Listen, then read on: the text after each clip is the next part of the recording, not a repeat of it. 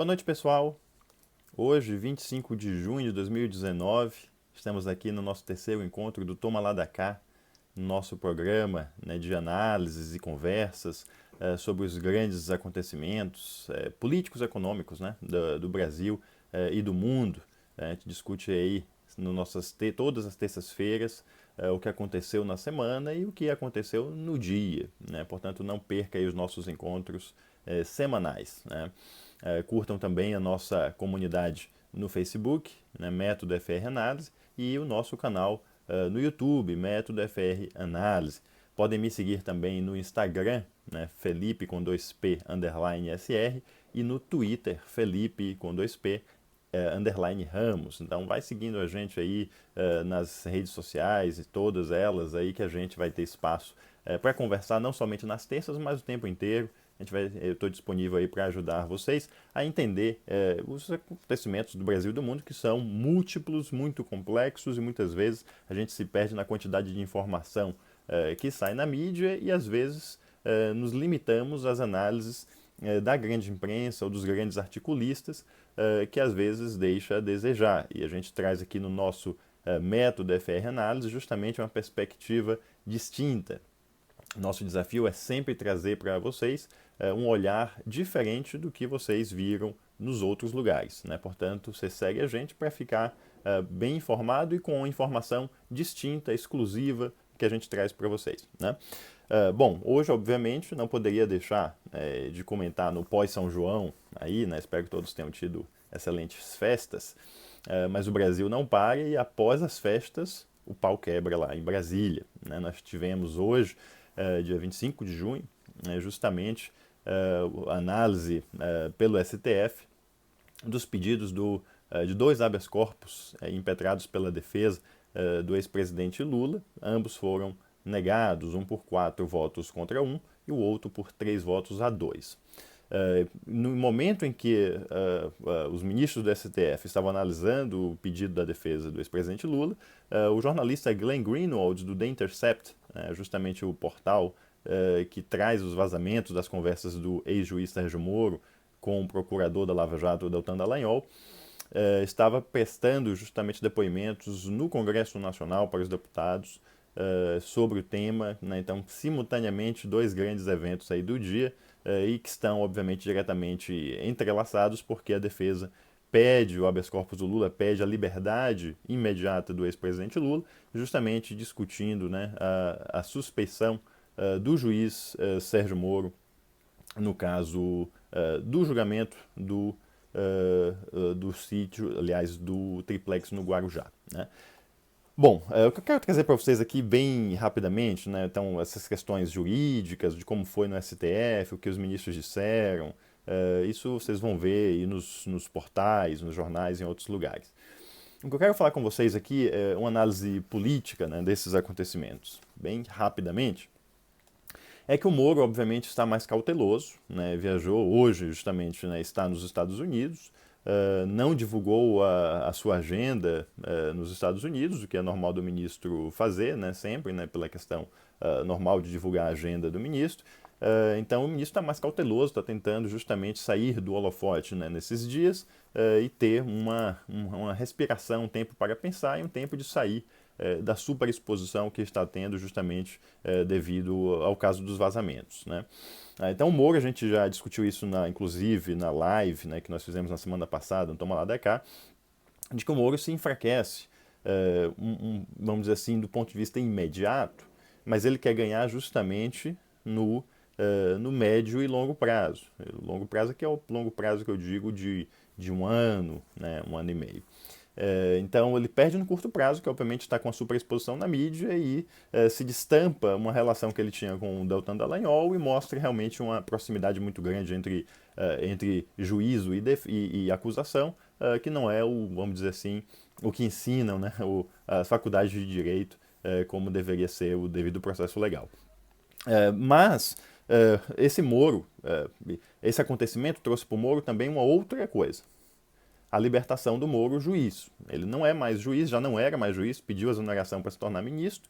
Agora o Moro é basicamente político. Todo o seu poder e legitimidade não vem mais do seu cargo, né, de juiz, mas da sua atuação política e de sua legitimidade que tem perante bases lavajatistas, do pessoal que defende essa pauta, essa agenda anticorrupção, né? Então, o Moro se torna mais político, está numa fase de cautela, tentando sair do holofote, mas para voltar com força no período subsequente, né? Essa é a estratégia imediata do Moro.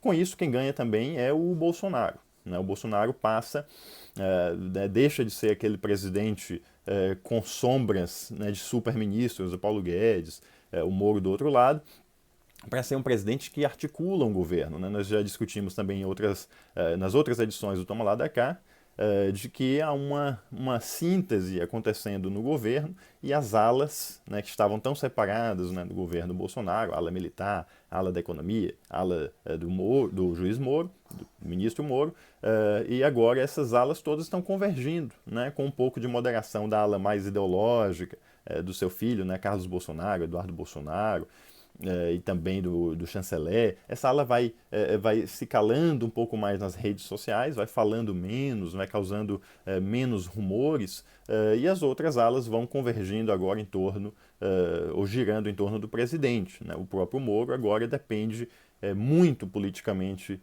do presidente. Antes ele era mais independente em relação ao presidente e agora ele depende diretamente do presidente para sobreviver politicamente. Então, o Moro se enfraquece de curtíssimo prazo, mas quer sobreviver para ganhar no médio e longo, esse longo de 1 ano e meio.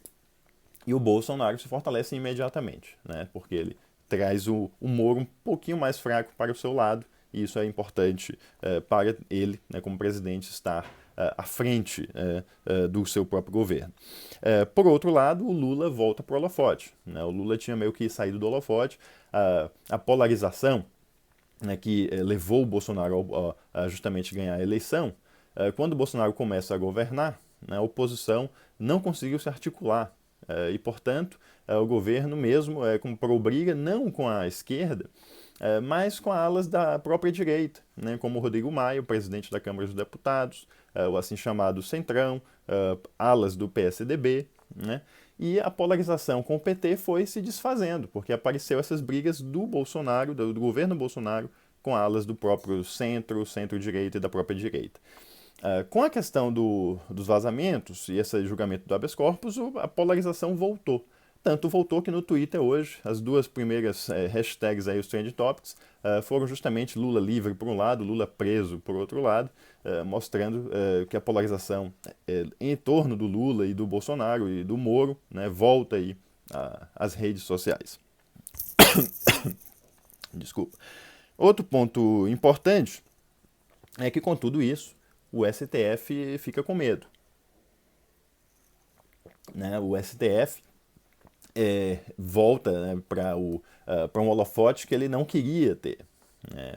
Porque a discussão sobre suspeição do Moro, que hoje só foi negado o habeas corpus, mas vai haver ainda o julgamento de mérito, né, do pedido de suspeição do Moro, que pode simplesmente anular todo o processo no qual o ex-presidente Lula foi condenado, né? Portanto, isso coloca o peso nos ombros do STF, que é uma corte política, mas é uma corte também medrosa no que diz respeito à política. O STF é mais corajoso em temas relacionados à pauta de costumes, que vai muitas vezes de encontro até mesmo a maioria vigente da opinião, né, da sociedade, da bancada evangélica. Nisso o STF, em geral, é mais corajoso. Mas no que diz respeito ao tema mais propriamente de política e de bater de frente com os demais poderes, o STF tende a ser mais cauteloso. E isso aí vai colocar o STF no centro do debate político nacional quando ele for julgar a suspeição, vamos dizer aí, em uma linguagem mais popular. O que o STF vai julgar é a seriedade, a imparcialidade do juiz Sérgio Moro, né? E isso, para o STF sabe que grande parte da população brasileira ainda coloca no Moro, né, projeta no Moro um grande herói, batalhador contra a corrupção. É uma pauta importante, né, para o eleitorado, para a parte da população brasileira, significativa, e o STF vai ter que julgar não somente o Moro, né, e a estratégia do Moro é justamente colar nesse julgamento não somente a sua pessoa, mas toda Lava Jato, né? Então, para grande parte da população brasileira, do ponto de vista político, o que vai estar sendo julgado não é somente o comportamento do Moro ou do Dallagnol, ou uma conversa específica ou outra. O que vai estar em julgamento é a própria existência, legitimidade da Lava Jato como um todo, né? Portanto, esse é um ponto que a gente deve observar, porque o STF vai entrar com tudo no debate, que não queria. O STF não gosta dessa visibilidade política e desse peso nos ombros, e isso divide a corte, como dividiu hoje nessa turma, né, do STF, já com 3 votos a 2, mostra que é um tema que divide a corte e isso enfraquece a corte, isso aumenta as disputas internas, isso aumenta a exposição dos ministros, isso aumenta o ativismo judicial, isso, né, não é o que a corte quer. Portanto, vamos recapitular aqui. Nós temos o Moro agora basicamente político, não é mais juiz, né? Ele se enfraquece no curto prazo, está sob uma superexposição, está cauteloso, vai para os Estados Unidos, não diz o que foi fazer lá, né? Tenta se ausentar um pouco, Bolsonaro com isso se fortalece, Lula volta para os holofotes, também se fortalece, e o STF fica com medo. Portanto, nós temos aí um impasse com a volta possível dessa polarização em torno ao tema de Lula, né? Esse impasse para o Bolsonaro interessa essa polarização em torno do tema PT, né?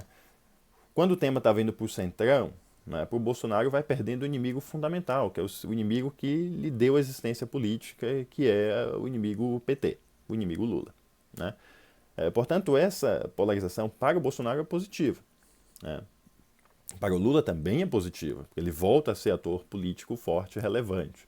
Então, para quem vive de política em redes sociais, como ambos, né, o Lula e o Bolsonaro, isso é positivo. Por outro lado, né, em termos de agenda política nacional, isso é negativo, porque volta o esgarçamento, a tensão nas instituições, que a tendência é justamente com o novo governo superar, o governo deveria governar e deveria esquecer o seu palanque. Se falava, lembra lá do início do governo Bolsonaro, que ele deveria esquecer a campanha, que a campanha já tinha terminado, que agora ele tinha que governar? Bom, colocar o Lula, colocar o tema da suspeição do Moro, colocar o tema da Lava Jato no centro do debate nacional de novo, é trazer de novo, né, esse tema da polarização Lula anti-Lula, Bolsonaro versus Lula, PT anti-PT, no centro do debate nacional.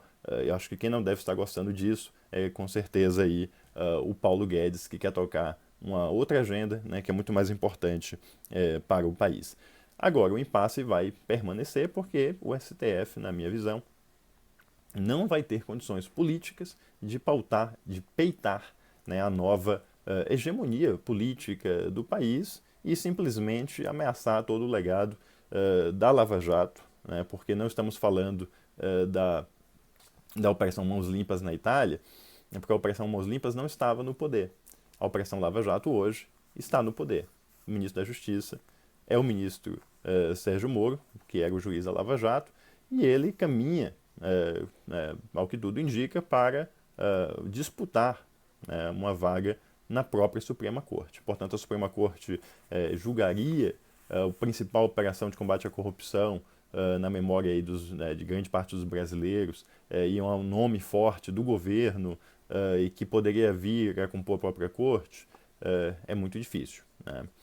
Ao mesmo, portanto, para a gente pensar aí que o tema para entender a questão desses embates não é basicamente jurídica, mas política.